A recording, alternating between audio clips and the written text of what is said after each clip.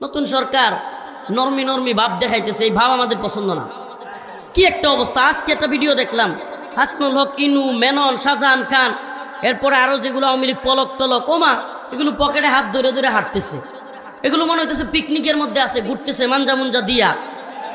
এইটার লেগে আপনি ঘরে বসাইছে উপদেষ্টা কমিটিতে, মানে আশ্চর্য লাগে। এরা এতগুলো খুন করে, হাতে হ্যান্ডকাপ নাই, কিছু নাই, পকেটে হাত দিয়া মনে হইতেছে পিকনিকের মধ্যে আছে।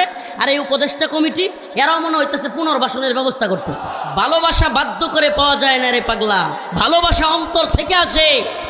বাবার ছবি লাগাইয়া দিলে, টাকার মধ্যে দিলেই, প্রশাসনের এখানে বল্টু দিয়ে দিয়ে দিলে, আমার তো মনে হয় আর কিছুদিন হাসিনা থাকলে বক্তা করো এইভাবে লাগাইয়া লাগাইয়া ওয়াজ করুন লাগতো। এই যে আমরা শেখ মুজিবের উম্মত, এটা কোন লাগতো? নাউজুবিল্লাহ। এমন অবস্থায় নিয়ে গিয়েছিল দেশটাকে। আল্লাহ পাক এই জালিম থেকে আমাদেরকে বাঁচাইছে। কাউকে বসতে বললেও আসলে বসার মতো সিচুয়েশন নাই, আসলে কাউকে বসতে বললেও বসার মতো পরিবেশ নাই। ওই সাইটে জায়গা আছে, কিন্তু এই জায়গায় যেতে বললে কেউ দেখতে পারবে না, যেতেও চাইবে না। অতএব যে যেভাবে আছি আমরা ঠিক সেভাবেই দাঁড়ায় থাকি। দেখতে পারলে পারলাম, না পারলে কথাগুলো শুনবো। আমাদের উদ্দেশ্য হলো কোরআন সুন্নাহ থেকে কিছু কথা বলা এবং শোনা, এটার দ্বারা ফায়দা আছে। এই দেখতেই হবে, এই ভাইরালিজম কিংবা সেলিব্রিটিজমে আমরা বিশ্বাসী না হয়ে আমাদের অন্তরের নিয়তটাকে সহি করি। আমি কোরআন সুন্নাহর কথা শুনতে আসছি, এখান থেকে কিছু কথা শুনে আমল করব, এই নিয়তে শুনি ইনশাল্লাহ। তাইলে দেখার আগ্রহ কমে যাবে। আর একেবারে প্রত্যেকের দেখতে হবে, করতে হবে। যাদের বেশি আগ্রহ, বেশি আবেগ, তারা আমাদের মাদ্রাসায় যায়, বসবেন, চা খাবেন, একসাথে আড্ডা দিবেন। কিন্তু এখানে এসে ভিড়াভিড়ি করবেন, চিল্লাচিল্লি করবেন, এটা মজলিসের আদব বজায় থাকে না। আল্লাহ পাক বুঝার তৌফিক দান করুক, বলেন আমিন। আমি আপনাদের সামনে সূরাতুল আনকাবুত, সূরাতুল আনকাবুতের 65 নম্বর আয়াত কারিমা তিলাওয়াত করেছি। সূরাতুল আনকাবুত কোরআনের সূরা কয়টা? কয়টা? আরে কত থিওরি আমরা জানি, আব্রাহামের, লিঙ্কনের, এই কি বলে, তারপরে লেনিনের, কার্ল মার্কসের, কত কিছু সূত্র আমরা জানি। অথচ কোরআনের সূরা কয়টা এটা বলতেছি, অনেকেই বলতে পারতেছেন। কোরআনের সূরা 114টা, তার মধ্যে সূরাতুল আনকাবুত একটা সূরা। সেই আনকাবুত কিংবা মাকড়সা, এই আনকাবুত সূরার 65 নম্বর 65 আয়াতের মধ্যে আল্লাহ রাব্বুল আলামিন বলেন, فإذا ركبوا في الفلك دعوا الله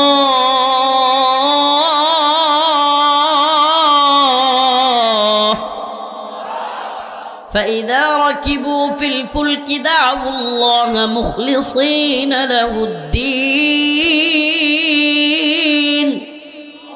فلما نجاهم إلى البر إذا هم يشركون। আল্লাহ রাব্বুল আলামিন এই আয়াতে কারিমার মধ্য দিয়ে একদল লোককে জাতির সামনে চিহ্নিত করে দিচ্ছেন। আল্লাহ পাক একদল লোককে মুখোশ উন্মোচন করে দিচ্ছেন যে এরা এরকম লোক, এরা এই এই কাজগুলো করে। সুবহানাল্লাহ। তাফসীর শব্দের অর্থ কি? আজকে যে লেখা হয়েছে, বলা হয়েছে যে তাফসীর পেশ করবেন। তাফসীর শব্দের অর্থই হলো খোলামেলা ব্যাখ্যা করা। কি করা? সুবহানাল্লাহ। আমাদের অনেক নেতা পাবেন আপনারা, অনেক নেত্রী পাবেন যারা রাজনীতি করে, এদেরকে দেখবেন কোরআন কোরআন বিলি করবে, মাদ্রাসায় কোরআন দিবে, মসজিদে কোরআন দিবে, মসজিদ মাদ্রাসা প্রয়োজনে টাকা দিয়ে কোরআন দিয়ে ভরে ফেলবে। কিন্তু কোরআনের শাসন ব্যবস্থা কায়েম করতে হবে, এটা শুনলে এদের গা জ্বলে। কোরআন এরা মাদ্রাসায় দিবে, মসজিদেও দিবে, কিন্তু যখনই বলবেন যে আমাদের কোরআনের শাসন লাগবে, ব্যাস এদের গা জ্বলা শুরু হয়ে গেছে। ভাই, কোরআন শুধুমাত্র পড়ার জন্য আর মিলাদ কিয়ামের জন্য আসে নাই, মল্লে দোয়া পড়ানোর জন্য কোরআন আসে নাই। এই কোরআন দুলনা থেকে নিয়ে কবর পর্যন্ত মানুষের সার্বিক সম্পূর্ণ জীবনে, সম্পূর্ণ লাইফে, পরিপূর্ণ জীবন ব্যবস্থায় ফিট হওয়ার জন্যই আল্লাহ পাক কোরআনকে পাঠিয়েছেন। দুলনা থেকে কবর পর্যন্ত, গড় থেকে, সমাজ থেকে, রাষ্ট্র থেকে, রাষ্ট্রের সর্বোচ্চ জাতীয় আন্তর্জাতিক পর্যায়ে কোরআনকে প্রতিষ্ঠিত করার জন্যই আল্লাহ পাক রাসূলকে পাঠিয়েছেন। هو الذي أرسل رسوله بالهدى ودين الحق ليظهره على الدين كله ولو كره المشركون। আল্লাহ রাব্বুল আলামিন বলেন, আমি রাসূলকে সত্য দিন সহকারে হেদায়েত সহ দুনিয়াতে পাঠিয়েছি। হুয়াল্লাযী আরসালা রাসূলাহু বিল হুদা ওয়া দীনিল হক লিইয়ুযহিরাহু আলাদ দীনি কুল্লিহি। পৃথিবীতে যত মতবাদ আছে, যত ধর্ম আছে, সব ধর্ম, সব মতবাদ, কি বলে সেকুলারিজম, ডেমোক্রেসি কিংবা সমাজতন্ত্র, গণতন্ত্র, যত মতবাদ, সব মতবাদের উপরে আল্লাহ বলেন আমি হিন্দু, বৌদ্ধ, খ্রিস্টান, সকল ধর্ম, মত, সব কিছুর ঊর্ধ্বে ইসলামকে প্রতিষ্ঠিত করবার জন্য আমি রসুলকে সত্য দিন সহকারে পৃথিবীতে পাঠিয়েছি। সুবহানাল্লাহ। তাইলে এই দিন কি লাঞ্ছিত হওয়ার জন্য আসছে নাকি ইজ্জতের সাথে থাকতে আসছে? এই দিন আল্লাহ পাক কেন পাঠিয়েছেন? লাঞ্ছনার সাথে জীবনযাপন করতে নাকি ইজ্জতের সাথে দিনকে বিজয়ী করার জন্য? আমার কথা কি শুনতেছেন না নাকি বুঝতেছেন না? এই এখানে কথা বলে লাভ নাই তো। এখানে আপনি মাতবরি করলে এখানে কারে কোথায় বসাবেন? এখানে এখানে বসার পরিবেশই নেই। আর এইভাবে বসতে গেলে, বসাইতে গেলে সময় যেটা যাবে আমি এত সময় দিতেই পারবো না। অতএব যে যেখান থেকে আছেন, আবারও বলতেছি, সেখান থেকেই শুনেন। কয়েকটা কথা বলে যাই, কথাগুলো শোনা হলো জরুরি, দেখা জরুরি না। আবারও বলতেছি, দেখা মাকসাদ করিয়েন না। এই কি বলে বক্কর চক্কর নিয়ত বাদ দেন যে দেখতে হবে সেলিব্রিটিজম, ইউটিউব ফেসবুকে দেখছি, এই চিন্তা বাদ দিয়া মাথা থেকে জাইরে ফেলে দিয়া অন্তরে নিয়ত করেন কোরআনের কথা শুনবো, আমলের নিয়তে শুনবো। এই নিয়ত করছেন তো? এই উল্টাপাল্টা নিয়ত করলে সওয়াবও পাবেন না। মাহফিলে আসলেন ফাও, এই আজাইরা নিয়তের কারণে সওয়াব থেকে বঞ্চিত হবেন। আল্লাহ পাক আমাদের বোঝার তৌফিক দান করুক। আরো জোরে বলেন আমিন। তো আল্লাহ পাকের দিনকে প্রতিষ্ঠিত করতে হবে। আল্লাহ পাক প্রত্যেক জামানার অবস্থায় কোরআনের মধ্যে বলে দিয়েছেন। কোরআন এই জীবন ব্যবস্থা এমন এক জীবন ব্যবস্থা, কমপ্লিট কোড অফ লাইফ, এটা পূর্ণাঙ্গ জীবন ব্যবস্থা। মানুষের দুলনা থেকে কবর পর্যন্ত সারা জিন্দিগিতে যা আছে সব কোরআন সুন্নায় আছে। এই বিশ্বাস আমাদের আছে তো? আছে। সব কিছু একেবারে ফার্স্ট টু লাস্ট, একেবারে আমাদের জীবনের শুরু থেকে দুলনা, এর থেকে কবর, একটা মানুষের জীবনের শুরু থেকে মৃত্যু পর্যন্ত তার পূর্ণাঙ্গ জীবনী কি কি করতে হবে, তার রাষ্ট্রনীতি কি হবে, তার সামাজিক নীতি কি হবে, পারিবারিক নীতি কি হবে, মায়ের সাথে আচরণ কি হবে, বাবার সাথে আচরণ কি হবে, স্ত্রীর সাথে আচরণ কি হবে, এমনকি শৌচাগারে গিয়ে টয়লেট করার পর পানি কিভাবে নিতে হবে, ঢিলাকুলুপ কিভাবে ব্যবহার করতে হবে, সুবহানাল্লাহ। বিয়ের পর সহবাস কিভাবে করতে হবে, বিয়ের পর শাশুড়ি, স্ত্রী কিংবা নিজের মাকে কিভাবে গাইড করতে হবে, সব কিছু এই কোরআন এবং সুন্নায় দেয়া আছে। যদি কোনো ব্যক্তি মনে করে যে না পূর্ণাঙ্গ নাই, আব্রাহাম লিঙ্কন থেকে কিছু ফায়ার করতে হইব, মানে কিছু ডাউনলোড করতে হইব, এরপর লেনিন থেকে কিছু, কিছু কার্ল মার্কস থেকে, বিভিন্ন মতবাদ থেকে আমাদেরকে নিতে হবে, তাইলে সে হয়তো দিন বুঝে নাই, কোরআন বুঝে নাই। আল্লাহ বলেন আল-ইয়াউমা আকমালতু লাকুম দীনাকুম ওয়া আতমামতু আলাইকুম নি'মাতি ওয়া রাদিতু লাকুমুল ইসলাম দীনা। আমি এই দিনকে পরিপূর্ণ করেছি। সুবহানাল্লাহ। আল্লাহ কি বলছেন? এই দিনকে পরিপূর্ণ করছি। আল্লাহ পাক এই দিনকে পরিপূর্ণ করে ফেলেছেন। এই দিনের মধ্যে কোনো কাট দেওয়ারও সুযোগ নেই, ছাড় দেওয়ারও সুযোগ নেই, কাটাকাটিরও সুযোগ নাই, ছাড়াছাড়িরও কি নাই, মানে বাড়ানোরও সুযোগ নাই, কমানোরও সুযোগ নাই। আল্লাহ পাক যা দিয়েছেন তাই মানতে হবে। হ্যাঁ, আমলি ক্ষেত্রে আমি সব মানতে পারি না, এটার জন্য আল্লাহর কাছে তওবা করলে ক্ষমা পাওয়ার চান্স আছে, ক্ষমা পাবে খাঁটি তওবা করলে। কিন্তু বিশ্বাসের ক্ষেত্রে ন্যূনতম কোনো বিষয়ে ঘাটতি থাকলে ঈমান চলে যাবে। আমার কথা মনে হয় বুঝাইতে পারি নাই। কোনো ব্যক্তি 5 ওয়াক্ত নামাজ পড়ে না কিংবা কোনো ওয়াক্তের নামাজ বাদ যায়, ইমামগণের মতে, কারো মতে সে কাফের হবে, নামাজ ছেড়ে দিলে কাফের হবে না, কারো মতে কুফুর, কিন্তু অধিক মত হলো কাফের হবে না। কিন্তু যদি নামাজ কেউ অস্বীকার করে, আমার কথাটা বুঝতেছেন? কেউ রোজা রাখে নাই, সমস্যা আছে বা যে কোনো কারণে শয়তানের ধোঁকায় পড়ে, সে রোজা না রাখলে কাফের হবে না যদি রোজাকে অস্বীকার করে। কেউ পর্দা করে নাই কিন্তু মনে মনে মানে ঘাটতি আছে, মনে মনে খারাপ লাগে, আল্লাহর কাছে মাপ চায় বা বুঝে যে পর্দা করা উচিত কিন্তু করতে পারতেছি না, এই ব্যক্তি তওবা করলে ক্ষমা পাইতে পারে। কিন্তু যদি পর্দাকে অস্বীকার করে, ঈমান থাকবে না। এই বুঝটা আমাদেরকে বুঝতে হবে। তো আমি যে আয়াত কারীমা তিলাওয়াত করেছি, এই আয়াতের আলোচনায় চলে যাই। আল্লাহ রাব্বুল আলামিন বলেন فإذا ركبوا في الفلك دعوا الله مخلصين له الدين فلما نجاهم إلى البر إذا هم يشركون আল্লাহ রাব্বুল আলামিন একদল লোকের পরিচয় আমাদের সামনে তুলে ধরতেছেন। ও ভাই, এই আয়াত থেকে শিক্ষা আমরা কি নিব? এই আয়াতে যাদের কথা বলা হয়েছে, যেই চরিত্রের কথা বলা হয়েছে, এই চরিত্র যদি আমাদের মধ্যেও থাকে আমরাও এই কাজ থেকে বিরত থাকবো তো ইনশাআল্লাহ। তো আল্লাহ রাব্বুল আলামিন যেই লোকগুলোর পরিচয় করায় দিচ্ছেন, যাদের ব্যাপারে বলতেছেন, আল্লাহ বলতেছেন ফাইদা রাকিবু ফিল ফুলক দাউল্লাহ মুখলিসিনা লাহুদ্দিন। কিছু লোক আছে এমন যারা সাগরের মধ্যে একটা নৌকায় আরোহণ করছে, এমন অবস্থায় নৌকায় উত্তাল তরঙ্গ শুরু হয়ে গেছে, ঝড় তুফান শুরু হয়ে গেছে। এমন অবস্থায় ঝড় তুফানের মধ্যে তারা পড়ে গেছে। এখন সবাই মুখলিসিনা লাহুদ্দিন, তারা একবারে একনিষ্ঠতার সাথে আল্লাহ আল্লাহ আমারে বাঁচাও, আল্লাহ আমারে মাফ করে দাও, আল্লাহ আমি আর জীবনে এমন করব না, এগুলো করে। ফালাম্মা নাজ্জাহুম ইলাল বার ইযা হুম ইউশরিকুন। কিন্তু যখনই আল্লাহ তাদেরকে সেখান থেকে রক্ষা করে, আবারও আল্লাহর নাফরমানিতে লিপ্ত হয়, শিরিক কুফুরে লিপ্ত হয়। এই দল আছে না নাই? আমাদের মধ্যে এই চরিত্র থাকলে আপনারা দেখবেন যে কি ঝড় আসছে, তুফান আসছে, প্রচন্ড বৃষ্টি হইতেছে, কেমন সময় দেখবেন বৃষ্টির ঝাটকায় আমাদের মা চাষিরা, অনেক পুরুষও আছে, বৃষ্টি টিনের ঘরে ঠাস করে লাগলেই আল্লাহ আল্লাহ লা ইলাহা ইল্লাল্লাহ সুবহানাকা ইন্নী কুনতু মিনাজ জালিমিন, লা ইলাহা ইল্লাল্লাহ সুবহানাকা করে, কি করে না? যেই খালি বৃষ্টিটা তুফানটা থামছে, একটা বিড়ি জ্বালা, কথা কন না, সুখ টান দেয়, আছে না নাই?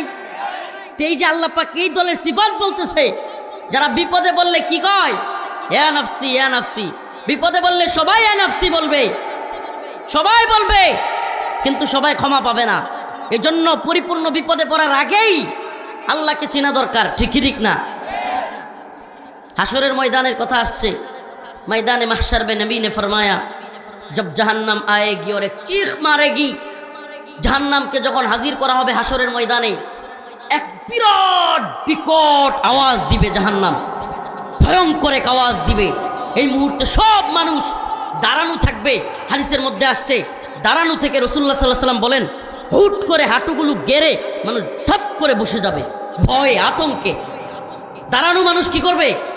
ভয়ে আতঙ্কে হাঁটু গেড়ে, হাঁটুগুলো এইভাবে গেড়ে বসে যাবে ভয়ে আতঙ্কে। সবাই বলতে থাকবে ইয়া রব নফসি নফসি, ইয়া আল্লাহ আমারে বাঁচাও, আমারে বাঁচাও, ইয়া আল্লাহ ইয়া রব নফসি নফসি, ইয়া আল্লাহ মেরি জান, আল্লাহ আমারে বাঁচাও। ভাই না, বাবা না, মা না, চাচা না, স্ত্রী না, স্বামী না, বাচ্চা না, কেউ কাউকে বাঁচানোর কথা বলবে না, কারো কথা মনে থাকবে না, কারো কথা কারো মনে থাকবে না। ভাইয়ের কথা ভাই বলবে না, স্বামীর কথা স্ত্রী বলবে না, স্ত্রীর কথা স্বামী বলবে না। জাহান্নামের চিৎকারের ভয়ে ইয়া রব নফসি নফসি, আল্লাহ আমারে বাঁচাও, আমারে বাঁচাও। এ ভাই, সাধারণ মানুষ খালি নফসি নফসি করবো এমন না। হাদিসের মধ্যে আসছে ওলি, গাউস, কুতুব, পীর, মুফতি, শাইখুল হাদিস, বক্তা, স্কুল শিক্ষক, মাদ্রাসা শিক্ষক, ছাত্র, সব নফসি নফসি। পুলিশ, আর্মি, র্যাব, বিডিআর যা বলেন সব একসাথে বলতে থাকবে ইয়া রব নফসি নফসি, আল্লাহ আমারে বাঁচাও। জাহান্নামের চিৎকারে এত ভয়ঙ্কর আওয়াজ দিবে, এবং তাকে যখন সামনে আনা হবে, এই মুহূর্তে দেখা যাবে সাহাবাই কেরাম রাদিয়াল্লাহু আনহুম আজমাইন, তারা পর্যন্ত বলতে থাকবে ইয়া রব নফসি নফসি, আল্লাহ আমারে বাঁচাও, ইয়া আল্লাহ আমারে বাঁচাও। নবী আম্বিয়া আলাইহিস সালাম, আদম আলাইহিস সালাম নফসি নফসি, নূহ আলাইহিস সালাম নফসি নফসি, ইব্রাহিম, দাউদ, ঈসা, মূসা, ইসহাক, লোত, শীশ, সমস্ত পয়গম্বর আলাইহিস সালাম নফসি নফসি, ইয়া আল্লাহ মেরি জান। হঠাৎ করে একটা কোণ থেকে, এক দিক থেকে আওয়াজ আসবে ইয়া আল্লাহ উম্মতি উম্মতি উম্মতি, সুবহানাল্লাহ। ফিদাকা আবি ওয়া উম্মি ইয়া রাসূলুল্লাহ, ফিদাকা আবি ইয়া উম্মি ইয়া রাসূলুল্লাহ, আপনার জন্য হে রাসূল আমাদের জীবন, আমাদের বাবা মা সবাই কুরবান হয়ে যাক। ইয়া আল্লাহ ইয়া রব উম্মতি উম্মতি। সব মানুষ পেরেশান, নবীরা পর্যন্ত পেরেশান, বলবে এই কোন লোক রে, এই লোক কে, কি সর্বনাশ। এত খারাপ পরিস্থিতিতে, নাজুক পরিস্থিতিতে সবাই বলতেছে আমারে বাঁচাও, এ কোন লোক যে বলতেছে উম্মতি উম্মতি, আল্লাহ আমার উম্মত রে বাঁচাও। সবাই তাকায় দেখবে এ তো মুহাম্মদ আরবি সাল্লাল্লাহু, এ তো মুহাম্মদুর রাসূলুল্লাহ। সুবহানাল্লাহ, রাসূলুল্লাহ সাল্লাল্লাহু আলাইহি ওয়াসাল্লামের ভালোবাসা মুমিনের অন্তরে কত বেশি থাকা প্রয়োজন। এই নবীকে ভালো না বাসে উপায় আছে? বলেন না, এমন নবীকে ভালোবাসে উপায় আছে? হ্যাঁ, সুবহানাকা ইয়া রাব। দেখেন সুবহানাল্লাহ, আমি একটা উদাহরণ মাঝে মাঝে প্রায় প্রোগ্রামে দিচ্ছি যে কিছুদিন আগে এদেশের প্রধানমন্ত্রী সে তার বাবার ছবি টাকার মধ্যে, বইয়ের মধ্যে, অফিসে, আদালতে, ভাস্কর্যে, মূর্তিতে, মুড়ে মুড়ে সব জায়গায় তার বাবার ছবি বাধ্যতামূলক লাগাইলো, অফিসে লাগাইলো, আদালতে। এমনকি আমাদের এই যে পুলিশ আছে, সেনাবাহিনী, র্যাব, বিডিআর যারা আছে, বিশেষ বিশেষ দিনে এদের বুকে বল্টু লাগাইয়া পর্যন্ত বাপের ছবি লাগাই দিল। 16 বছর চেষ্টা করেছে, 16 বছর মানুষকে বাধ্য করেছে। এত কিছুর পর 16 মিনিট যাইতে পারে নাই, মুজিবের কল্লা ধরে মানুষ মারছে টান, মূর্তি হয়ে গেছে গা খান খান। সুবহানাল্লাহ। অথচ পৃথিবীর একটা জায়গায় আমাকে দেখান, পৃথিবীর একটা জায়গায় দেখান যেখানে আমার রসুলের ছবি আছে, ভাস্কর্য আছে, মূর্তি আছে? আছে পৃথিবীতে? একটা মূর্তির দরকার হয় নাই, ভাস্কর্যের দরকার হয় নাই, টাকার মধ্যে ছবির দরকার হয় নাই। অথচ গোটা পৃথিবীর সবচাইতে বড় ক্ষমতাসীন আমার রসুলকে নিয়ে একটা কথা বললে উম্মতে মুসলিমার শত শত কোটি মানুষ একত্রে গর্জে উঠে পৃথিবীকে কাঁপিয়ে দেয়।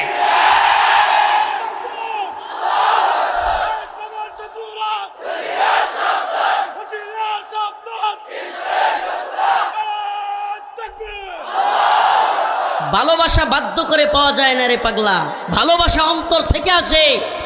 বাবার ছবি লাগাইয়া দিলে, টাকার মধ্যে দিলেই, প্রশাসনের এখানে বল্টু দিয়ে দিলে, আমার তো মনে হয় আর কিছুদিন হাসিনা থাকলে বক্তা করো এইভাবে লাগাইয়া লাগাইয়া ওয়াজ করুন লাগতো। এই যে আমরা শেখ মুজিবের উম্মত, এটা কোন লাগতো? নাউজুবিল্লাহ। এমন অবস্থায় নিয়ে গিয়েছিল দেশটাকে। আল্লাহ পাক এই জালিম থেকে আমাদেরকে বাঁচাইছে, বলেন না আমিন। কি কঠিন এক জালিম থেকে আল্লাহ পাক এই দেশকে উদ্ধার করছে।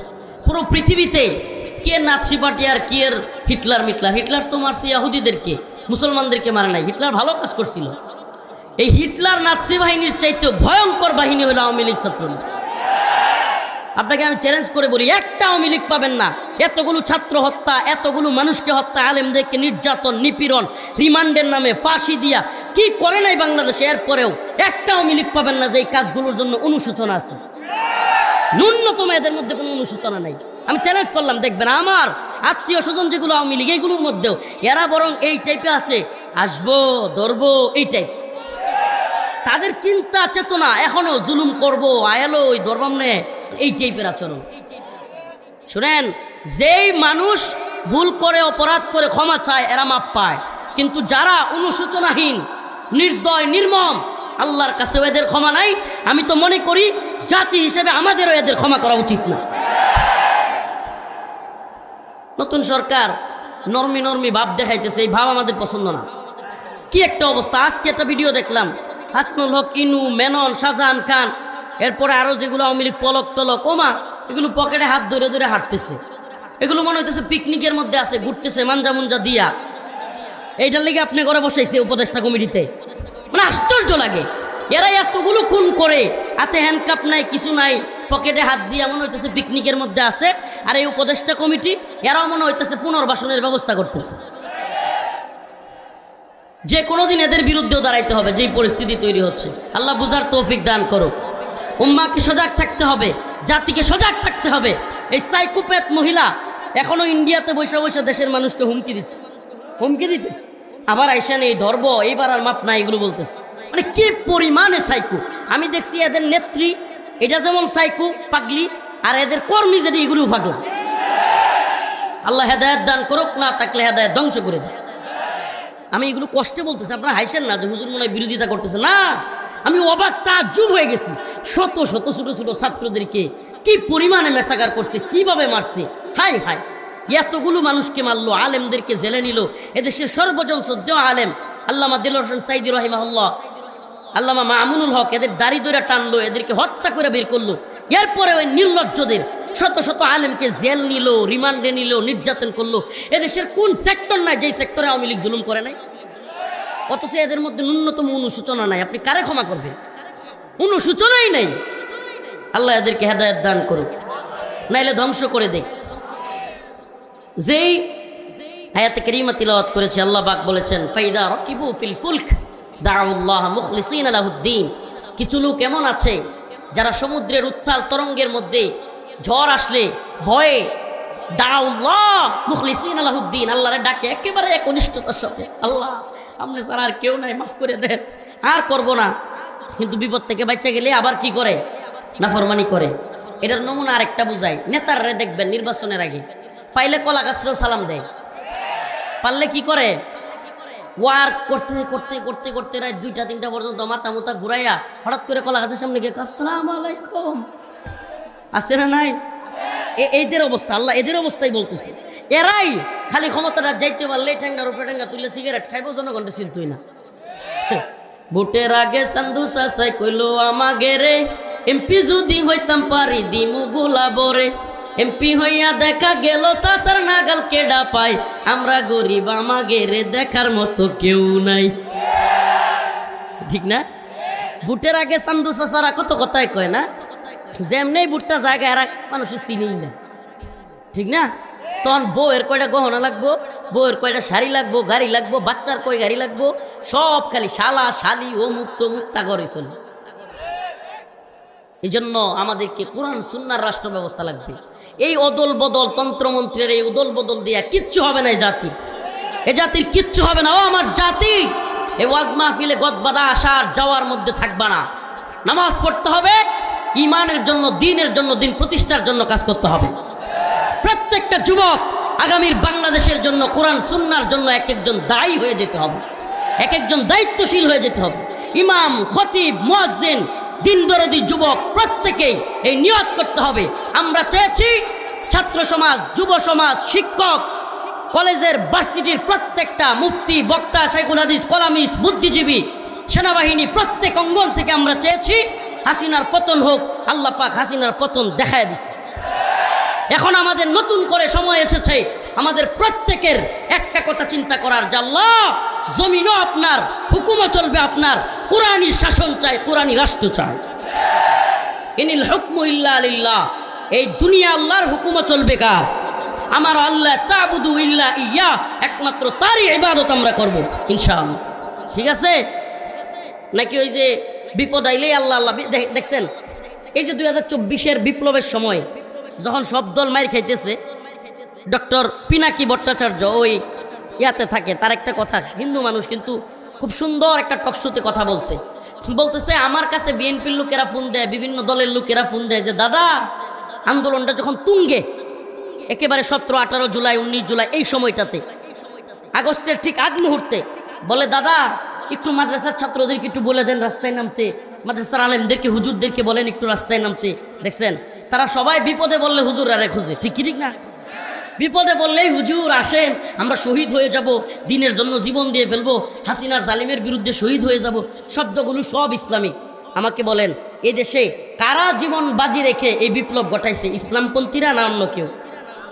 ইসলামপন্থীরা, মুসলমানরা। এই হিন্দুত্ববাদী ইসকন কিংবা এই ইসকনের দালালরা, বাংলাদেশের এগুলো আওয়ামী লীগের দালাল, এগুলো সব সময় আওয়ামী লীগের দালালি করছে। এরা কিচ্ছু করে নাই, করছে সব ইসলামপন্থীরা। এখন এই বিপ্লবকে চুরি করে নেওয়ার জন্য চেষ্টা করা হচ্ছে।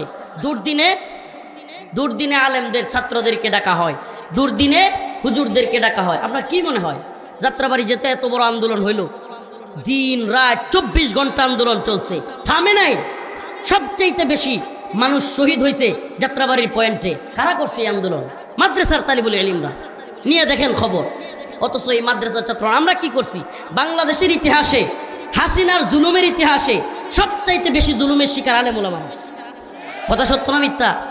তা আমরা এত জুলুমের শিকার হওয়ার পরে এখন যদি এই উপদেষ্টা মুস্তফা সরোয়ার ফারুকী, এই নাস্তিক প্রেমী শাহবাগী, এরা যদি উপদেষ্টা হয়ে যায়, তাহলে এর চাইতে বড় লজ্জার আর কিছু হইতে পারে না। আল্লাহ পাক এদের বুঝার তৌফিক দান করুক। আমি যে আয়াত পড়েছি, এই আয়াতের একটু শানে নজরুল বলি। আবু জাহেলের ছেলে ইকরামা পরবর্তীতে মুসলমান হয়েছিলেন রাদিয়াল্লাহু আনহু। নাম কি? ইকরামা, আবু জাহেলের ছেলে। সুবহানাল্লাহ, চিন্তা করা যায়। আবু জাহেলের ছেলে হয়ে গেছে সাহাবী। সুবহানাল্লাহ, সুবহানাল্লাহ কন্যা। আবু জাহেলের ছেলে সাহাবী। সুবহানাল্লাহ। আচ্ছা, পৃথিবীতে কি এমন কোন লোক আছে, আপনারা আছেন কেউ, যে আমনে আমার বাপেরে যে মাইরা লাইছে তার হাতে গিয়ে বায়াত দিব আমরা? সম্ভব? নাকি চিন্তায় থাকবে যে আয়ালই আমার বাপের আমার সস্তরে ধর্ম একদিন? ঠিকই ঠিক না? বাপের মূর্তি ভাঙছে এতেই হেজুল্লা বুঝে কইতেছে আয়ালই ধর্ম, আর বাপের মারলে কি অবস্থা হইব? হ্যাঁ, প্রত্যেকেরই অবস্থা। বাবার প্রতি দরদ আছে সন্তানের, কিন্তু দেখেন অথচ আবু জাহেলকে রসুলের ওয়ার্ডারে মুআজ রাদিয়াল্লাহু আনহু মেরেছেন, হত্যা করেছেন। অথচ সেই নবীর কাছেই আবু জাহেলের ছেলে আয়েশা বায়াত হয়েছে, মুসলমান হয়েছে। সুবহানাল্লাহ। এটা একমাত্র ইসলামই সম্ভব। ইকরামা রাদিয়াল্লাহু আনহু বলেন, যখন মক্কা বিজয় হয় আমি ভয়ে মক্কা বিজয়ের পরে ইথিওপিয়া পালায়া যাওয়ার প্ল্যান করছি। কোথায়? ইথিওপিয়া পালায়া যাব, ইথিওপিয়া। এখন যখন ইথিওপিয়া চলে যাব, রাস্তায় জাহাজে উঠছি, জাহাজ এমন তুলফার শুরু করছে, এমন একটা ভয়ঙ্কর অবস্থা শুরু করছে, ঝড় তুফান আর কাঁপাকাঁপি শুরু হয়ে গেছে, সব মানুষ ভয়ে কাঁপতেছে। এমন সময় জাহাজের পাইলট ঘোষণা করে দিছে, আমাদের আজকের এই বিপদ থেকে একমাত্র বাঁচাইতে পারেন আল্লাহ। এমন সময় ইকরামা রাদিয়াল্লাহু আনহু উনি বলতেছেন, এ পাইলট, যদি তোমার কথাই সত্য হয় এই বিপদে সমুদ্র থেকে একমাত্র আল্লাহই বাঁচাইতে পারেন, তাইলে আমি সাক্ষী দিলাম যে আল্লাহ সমুদ্র থেকে বাঁচাইতে পারেন সে আল্লাহ আমাদেরকে জমিনেও বাঁচাইতে পারবেন। অতএব আজকের এই সমুদ্রে থেকে যদি আমি বেঁচে ফিরি, মারা না যায়, আমি কালকেই মুহাম্মদুর রাসূলুল্লাহর হাতে হাত রেখে মুসলমান হব। সত্যি তাই হয়েছিল। ইকরামা রাদিয়াল্লাহু আনহু মুসলমান হয়ে গিয়েছিলেন। আল্লাহ পাক আমাদের সবাইকে দ্বীনের জন্য কবুল করুক, মঞ্জুর করুক, বলেন আমিন।